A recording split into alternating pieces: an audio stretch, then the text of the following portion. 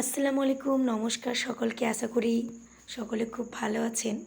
তো এখানে আসলে আমার দিদিরা এসেছিল আমাদের বাড়ি, তো উদ্দেশ্যে আর কি পিঠা আর বিভিন্ন খাবার দাবার তৈরি হচ্ছে। আমাদের বাড়িতে এরকম লেগেই থাকে মাঝে মাঝে। তো এখানে পিঠে হচ্ছে, পিঠের এটা ভাজছে আর কি নারকেলটা।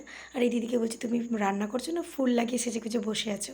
তাই না, নারকেল পিঠার জন্য এখানে নারকেলের যে পিঠার ভেতরের যে অংশটা সেটা তৈরি করছে। আমি এক্স্যাক্টলি জানি না কি বলে ওটাকে। তো যাই হোক, এটা তৈরি করছে। আর এখানে এই যে মাটন হচ্ছে রান্না, সবাই খাবে, যাই হোক ওরা আছে এবং দিদিরা, বড়দি আরও সবাই আসবে আর কি, তাদের জন্যেই রান্না করা হচ্ছে। তো এখানে আর কি একটা দাদা গাড়ি নিয়েছে, তো নতুন নতুন শেখার জন্যে যাচ্ছে। তাই না, জামাইবাবা বলছে তুমিও চলো, বলছে না না, তোমরা ছেলে মানুষ যেখানে ইচ্ছা সেখানেই যেতে পারো, আমরা কি আর যেতে পারি হুট করে, মানে আমাদের কাজ আর কি, আমাদের তো কাজ ছেড়ে যেতে পারি না। তাই ওরা চলে গেলো। আমি দিদিকে ওটাই বলছি, আমরা বাড়িতেই ঠিক আছি। তো এখানে যেহেতু ওটা রেডি হয়ে গেছে, এবার পিঠাটা তৈরি করা হবে। এই যে পিঠা তৈরি অলরেডি শুরু হয়ে গেছে। তো এখানে এক একজন এক এক রকম কাজ করছে। কেউ গোল গোল ওই বাটিটা তৈরি করছে, কেউ আবার নারকেল ভরছে, আর কেউ আবার মানে ওইটাকে মুখটাকে আর কি বন্ধ করে দিচ্ছে। আসলে আমাদের বাড়িতে মাঝে মাঝে মানে সানডে হলেই দিদিরা একটু আসে।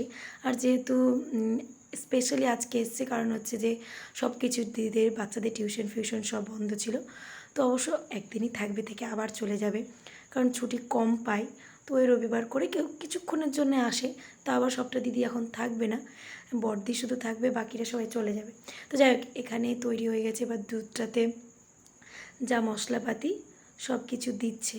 আসলে আমি এটা খেতে পছন্দ করি না, মানে দুধের জিনিস আর এরকমভাবে পছন্দ করি না, বাট করছে, দেখতে ভালো লাগছে। সব জিনিস না খেতে পারলেও দেখতে ভীষণ ভালো লাগে। পদ্ধতিটা শিখছি, না খেলেও বানাবো কোনো দিন আর কি। যাই হোক, এখানে গুড়টা একটু বেশি হয়ে গেছিলো, তার জন্য একটু উঠিয়ে উঠিয়ে নিচ্ছিলো। আর এই যে পিঠা দিতে অলরেডি শুরু করে দিয়েছে। এটা আমার মেজদি তৈরি করছে, খুব সুন্দর করে বানায় আর কি।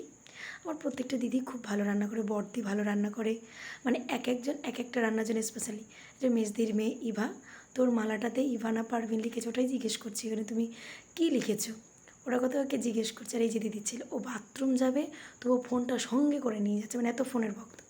তো কিছুটা পিঠা আবার তেলে মানে ভাজবো, মানে ওই যে আমি খাবো না ওটা, যার কারণে এটাকে ভেজে খাবো, তার জন্যই ভাজছে।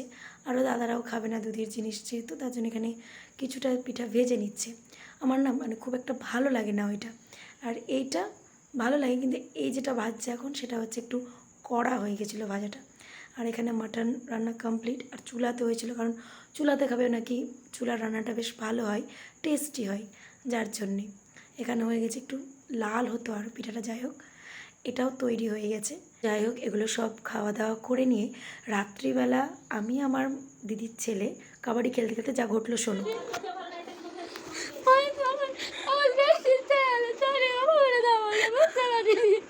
কি হলো রে? বুঝতে পারিনি।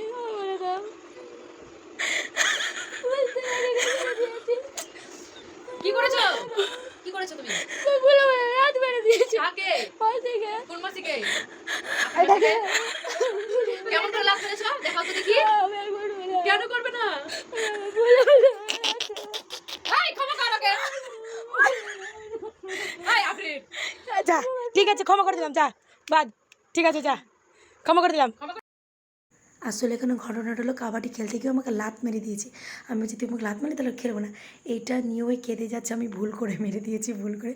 মানে আমার দিদির ছেলে আর আমার সাথে এরকম একটু হতেই থাকে, মানে মজা হয় খুব, ওকে কাঁদাতে ভীষণই ভালো, একটুতে কেঁদে যাবে, আর একটু ভুল করলে আমাকে ক্ষমা করে দাও প্লিজ, ক্ষমা করে দাও, এই বলতে থাকে। আর ওকে নিয়ে খুব হাসি ঠাট্টা হয়। যাই হোক, ভিডিও ভালো লাগলে অবশ্যই ইচ্ছে হলে লাইক সাবস্ক্রাইব করবেন, আর আপনারা অবশ্যই ভালো থাকবেন। তো এখানেই শেষ করছি, বাই বাই।